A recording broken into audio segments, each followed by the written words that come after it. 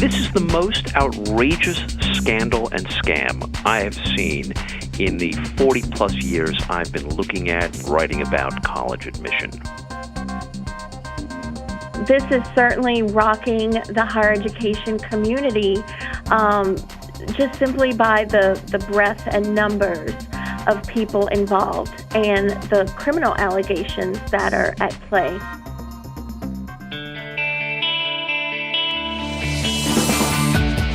Welcome to the award-winning podcast, Lawyer to Lawyer, with J. Craig Williams and Robert Ambrogi, bringing you the latest legal news and observations with the leading experts in the legal profession.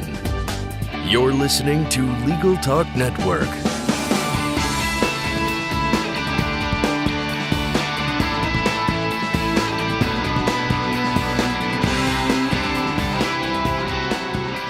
Welcome to Lawyer on the Legal Talk Network. I'm Craig Williams, coming to you from Southern California.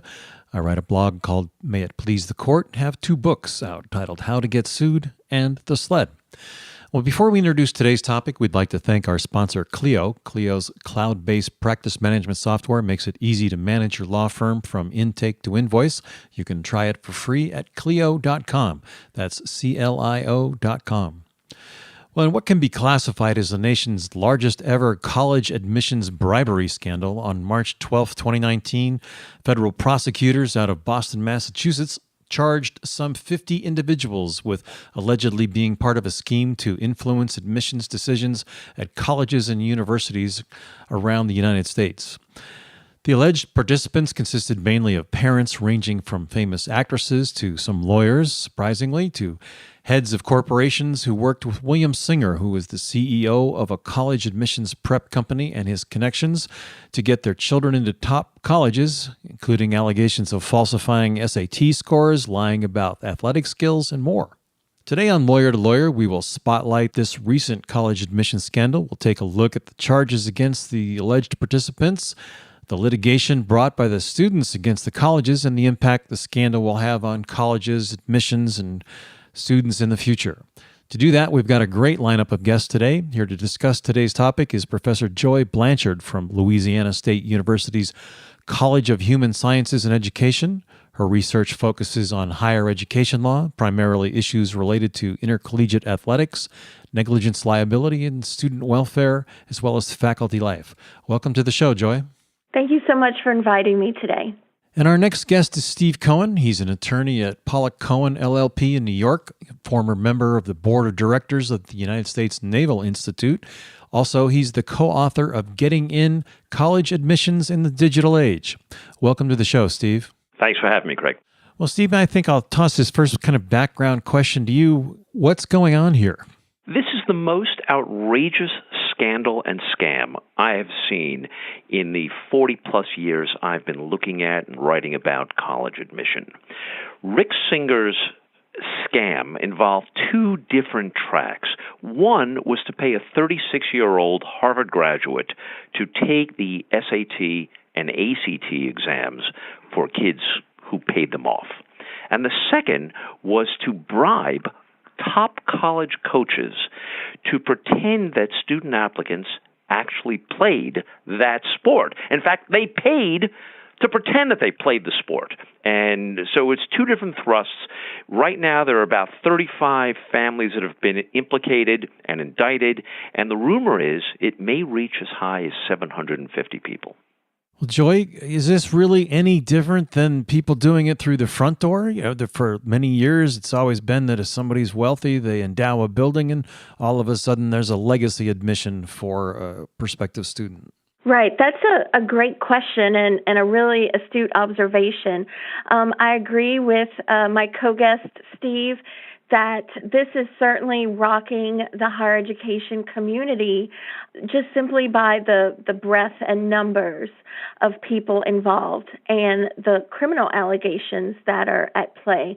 That is something we haven't seen, but it is true. Sadly, it shouldn't be that much of a shock to people in the higher education community and even those outside of it, because there have been so many other ways that people have been able to gain favor through the admissions process, either through special admits or through university advancement and fundraising, and also just the way that the system is set up, not just internally, but even legally, the amount of deference that courts have always shown to institutional academic freedom. So there's many, many layers to this. I read something that my co-guest wrote earlier on the topic. I agree with him that the system is certainly corrupt but not broken. But I think, if anything, this has exposed certainly some holes in the fence. The fact that Mr. Singer knew that he could exploit the special admits through athletics shows that there is potential corruption in that system right there. Steve, how far does this go? Does this reach into the colleges and universities themselves? Did they know this was going on behind the scenes? Well, of course, the colleges that have been implicated claim that they're shocked to find that this is going on. And it's pretty hard to accept that. Look, was this a few very bad apples? Absolutely. But how many other apples in that barrel have been infected by this rot?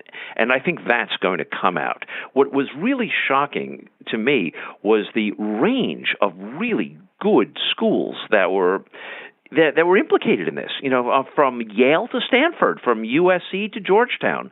These were top schools that parents were willing to take the extraordinary, unethical risk to bribe people to get their kids in. Joy said something, and I want to go back to this. I used the phrase, and it came to me after a lot of thinking about this scandal. The system is corrupt, it's corrupting, but it's not broken. What I mean by that is colleges have been admitting kids for lots of reasons in what the president of Georgetown calls his buckets, that he has 140 buckets of interests and special interests that he has to fill with an entering class every year. And so the system of allowing coaches, for example, to allocate a certain number of slots of potential athletes for their team has been going on for a long time, and I'm going to predict it's not going to change. There may be a little bit more oversight, but it's not going to change. And then the other end of the extreme, where wealthy families have long had an advantage, known as development prospects. If you were able and willing to endow a library or a classroom or a lab or a professorship, your kid's going to be taken a lot more seriously as an applicant than if you don't have that money. So that's just one of many, many buckets, special interests, that schools all across the country, large and small, look to try to satisfy every single year. So the system is working exactly as schools, as universities want it to work. They've got to satisfy those niches and the constituencies that push for those niches on every college campus. Joy, let me put you in the position of a defense attorney for these wealthy parents. What arguments do you have? Oh, wow. To be honest, I don't know if I have any.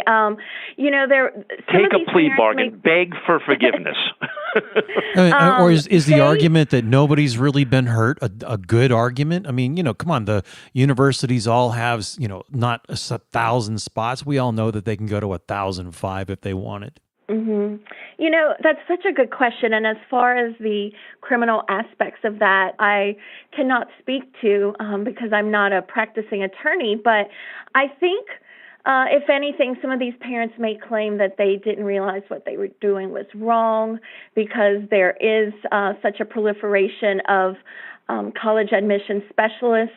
Now, the argument that no one was harmed, I would say, for me, falls short because not only were students participating in an admission system that they thought was legitimate and fair, there are people hurt in this system, those who were barred from entering these universities, and actually even the students themselves, the children of those families who are involved. And of course, that goes into deeper issues.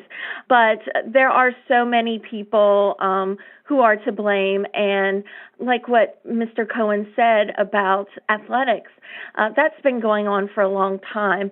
The NCAA can only carry out the regulations that its member institutions enact for them to carry out.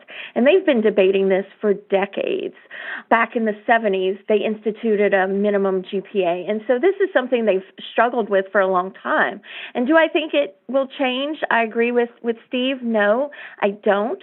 Because then you would have the institutions that compete very well, but are also elite academic institutions such as North Carolina, Michigan, Stanford. Are they going to then enact a policy that says, well, anyone we admit to our university must satisfy the median academic standard? That would hurt them on the playing field. And as we know, when you're successful in football and basketball, that can mean millions of dollars from television contracts as well as from private donations. And so, like I said earlier, there are just so many layers to this. Steve, you asked a great question. I'm sorry, Craig, go ahead. No, I was going to just kind of follow up with Joy's observation about the NCAA. We have a couple of institutions here that have some jurisdiction in addition to the criminal charges that we're seeing. We have the SAT and that realm of how that punishment's going to occur within that organization, and the athletic coaches that were involved, or what's going to happen with them from the NCAA. Right. I think that's a great question, and I don't have a lot of faith in the NCAA. And I want to point to their punting the ball about 2 years ago after the scandal at the University of North Carolina, Chapel Hill, where hundreds of athletes had been taking courses that had basically no requirements. You didn't have to even show up. And the NCAA said, no, we have no jurisdiction over this. The role of high-level sports on colleges is one that is completely unresolved. Are they really in college? Are they really pre-professional? And, a judge on the West Coast just last week said, we really ought to be thinking about compensating student athletes. Well, we don't have to use the word student. We have to use the word athletes who happen to be on college campuses differently than we currently are. So I would put the athletic piece aside and go back to what does this say about both these individual parents? Should they be punished? How should they be punished? How about the kids? The real question is, are there kids who didn't know that their parents were doing this? And we saw something come out in the news recently that one of those kids who was admitted as a so-called track star was approached by his new academic advisor at school and said, I hear you're terrific in track. You're going to show up for practice. And the kid had no clue what the academic advisor was talking about. And the parent then turned back to Rick Singer, who had orchestrated this entire scam, and he said, don't worry. And he said, don't worry, because he got to a higher athletic person. I think it was the University of Southern California, and that person said, all right, I'll make sure that they back off and don't question too closely this new student about his so-called athletic prowess or lack of it. But you asked the question, what would Joy do if she were the defense lawyer? And, this is where you just want to cop a plea as quickly as possible. You want to see it, you don't want to go to trial on this. I mean, these are serious, serious allegations of bribery and money laundering and racketeering. I mean, these are some serious potential penalties, criminal penalties, not just financial, but possibly jail time. And, what's going to happen? We're going to wait and see. And who is it that going to, beyond the parents, the coaches, or can we expect coaches to go to jail? Well, some have already pled guilty. So we don't know what they've agreed to in their plea bargain. And, as part of that plea bargain, who are they turning in? How, I guess it was the coach at Yale has agreed. He pled guilty, and he's become what we used to refer to as state's evidence. He's cooperating with the federal investigators who are pursuing this case. So we're going to see how much further it goes. But he was accepting $450,000 for a single student to use one of his slots on his soccer roster. There's real money involved here. This is big time. I think it is important also to mention, speaking of the coach's involvement in criminal issues, is there's also a separate investigation going on in which coaches at certain institutions were also breaking the law by brokering deals with families and representatives from, I believe, Adidas and some of the other companies interested in recruiting athletes, such as IMG representation. So at my own own institution, LSU, its basketball coach is currently suspended because he is one of several NCAA basketball coaches who were part of an FBI investigation in which they were audio recorded brokering bribes and deals. And so, unfortunately, the scandal and this type of exploitation within college sports is not unique and not new to the admissions issue that we're talking about today. It's been going on for quite a while. I think it has, but hey, Steve, let me interrupt here for just a second, Steve. Before we move on to our next segment, we're going to take a quick break to hear a message from our sponsor. We'll be right back. Imagine what you could do with an extra 8 hours per week.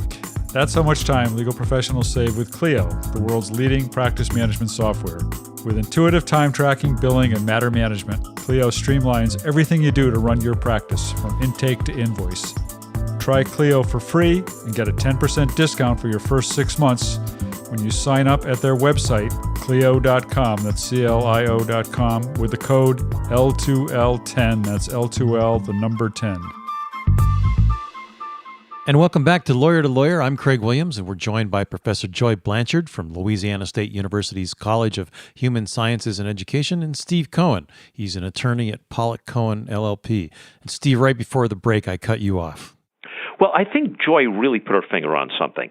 This particular scandal right now involves 50 people. And if, as rumors suggest, it could involve as many as 750, it's still the tip of the iceberg.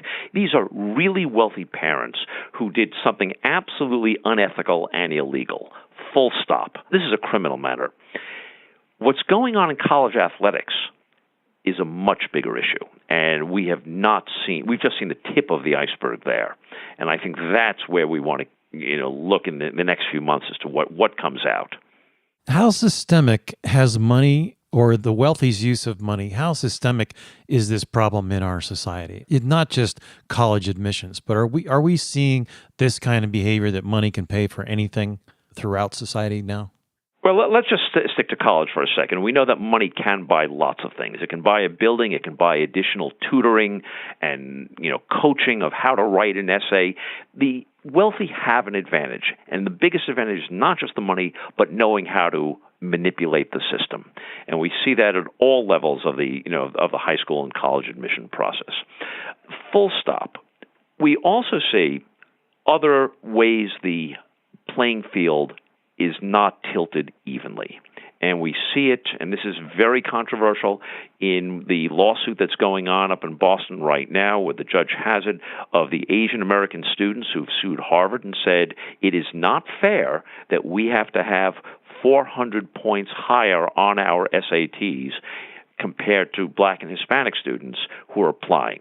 The playing field is tilted against us in that regard. So it's not just money. The system is tilted in too many ways. It's like walking along a coral reef.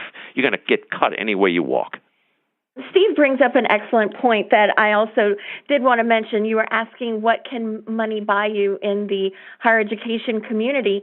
And the higher education community has reacted to this in awe and shock. But really, as I mentioned before, it really shouldn't be as shocked as they are, because there has been a long-standing tradition and practice within higher education for centuries of manipulating who is admitted into universities. And so back in the 1700s, these elite institutions were only for wealthy white men. It took decades and centuries to admit women. Many public institutions across the U.S. were not admitting women until the late 1900s.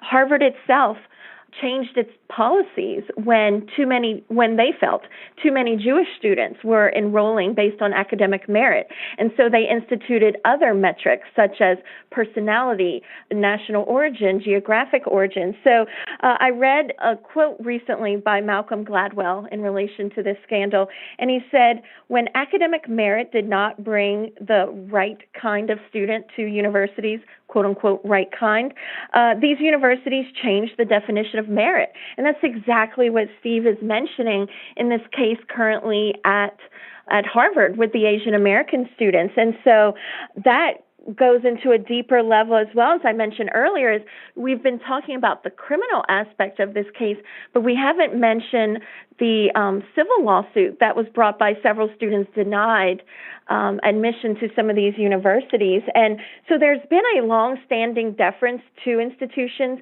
regarding who they admit, and that's been a lot of the rationale that courts have used to uphold affirmative action in admissions. And so I don't think the system will be overturned based on this scandal. Unfortunately, the isolated incidents of several people, but certainly there has been a long-standing tradition that universities have been allowed to select who they would bring to their university, whether it be via money or arbitrary metrics that they institute. Steve, a lot of this sounds like the old conversations about private golf clubs and, those clubs in the downtown with the cigars and leather chairs. How is this any different? Can these universities stand there and stay with a straight face anymore that we're a private institution and how we admit students is up to us? They do, and they've been getting away with it, and the Supreme Court has allowed them a great deal of leeway in doing that. We talk about merit, and the question comes, what criteria should we use? Not are we current, but what criteria should we use to measure merit and admit students? And so the two things that come back to mind immediately are, grades and some standardized test, either the SAT or the ACT.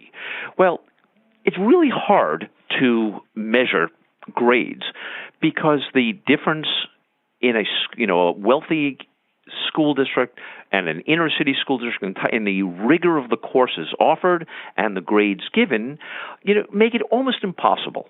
So then schools have gone to the standardized test.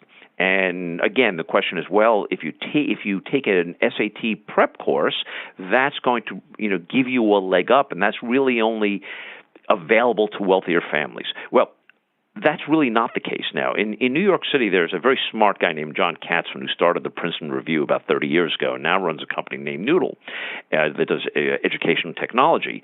And he found out that the group that spends the most on test prep are Asian Americans.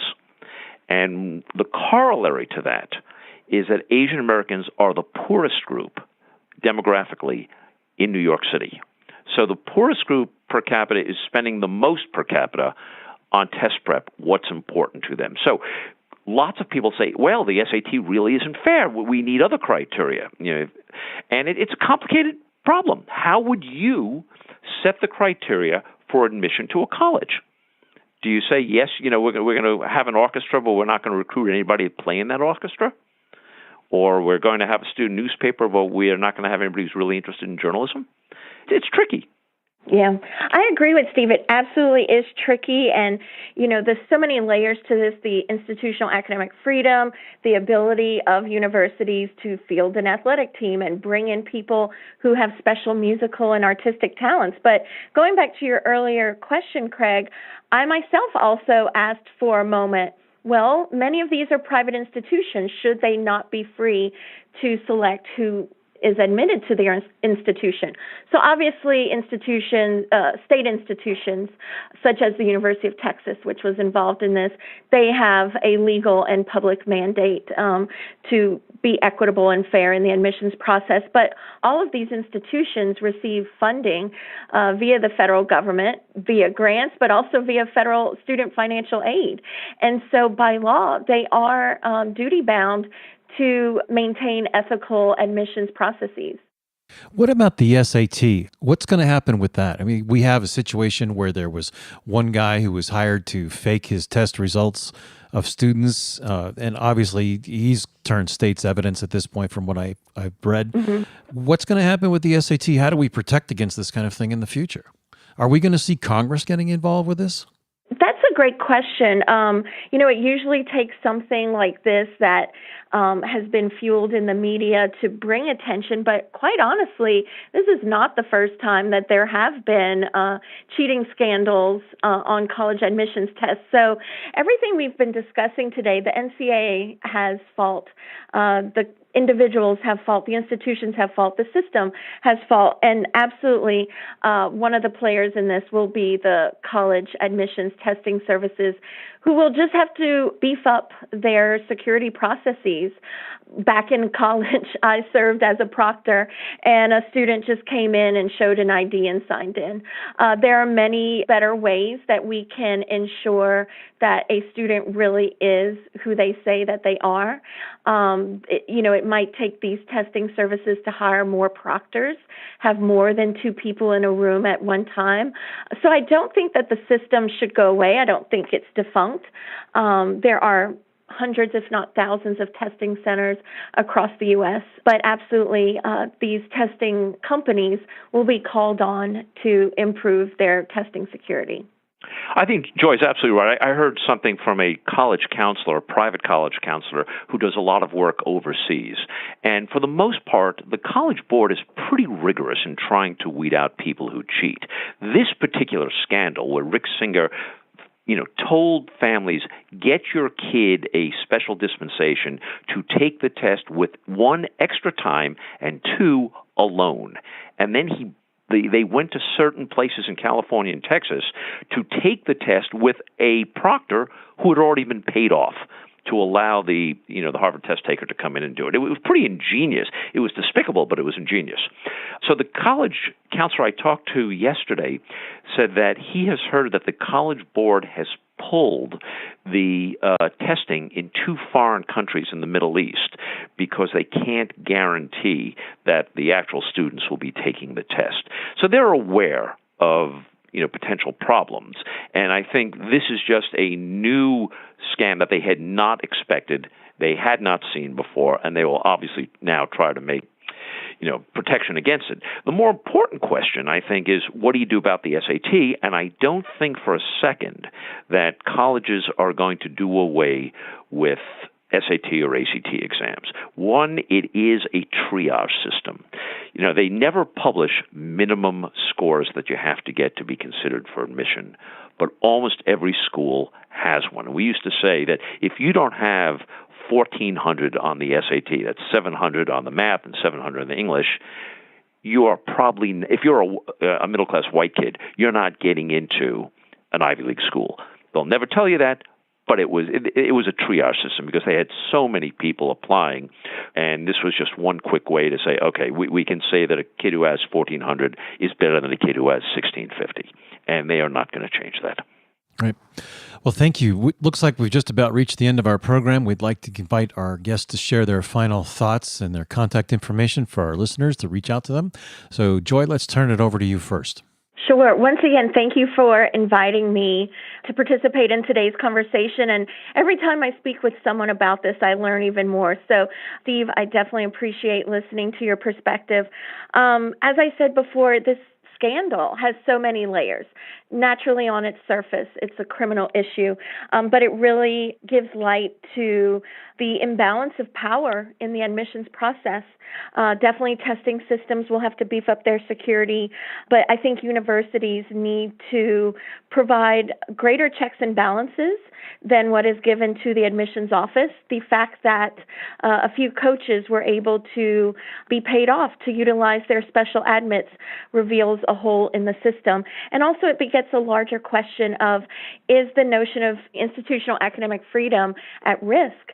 And are we disserving the students when we do special admits, whether they be via bribery or via athletics or via fundraising? And all of those are very valid issues of debate that could go on for hours. And so, like I said, I really appreciated the ability to speak with you guys today. And I would love to continue that conversation with any of your listeners. My email address is jlblanchard, that's BLANCHARD, @lsu.edu. And so if they just Google Joy Blanchard on the LSU website, they should be able to find my contact information. Great. Thank you very much. Steve? Well, Craig, first, thanks for inviting me. And Joy, thank you. I thought your insights were terrific, and it gave me things to think about. It's almost a century ago, Justice Brandeis said, sunlight is the best disinfectant.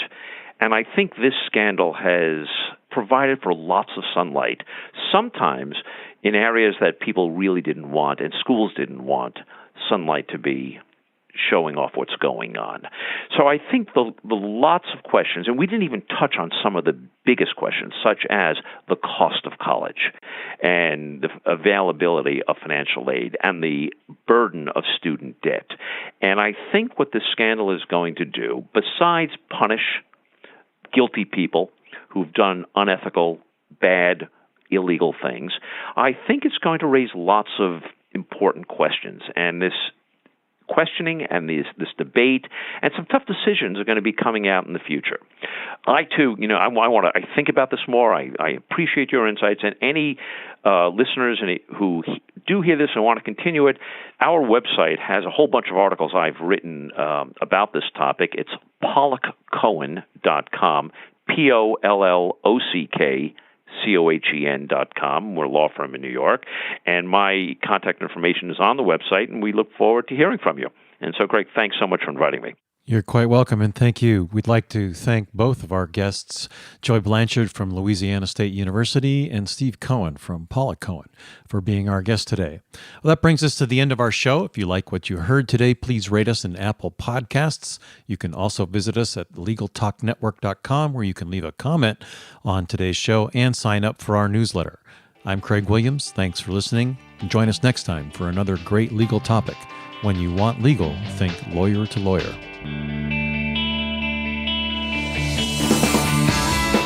Thanks for listening to Lawyer, produced by the broadcast professionals at Legal Talk Network.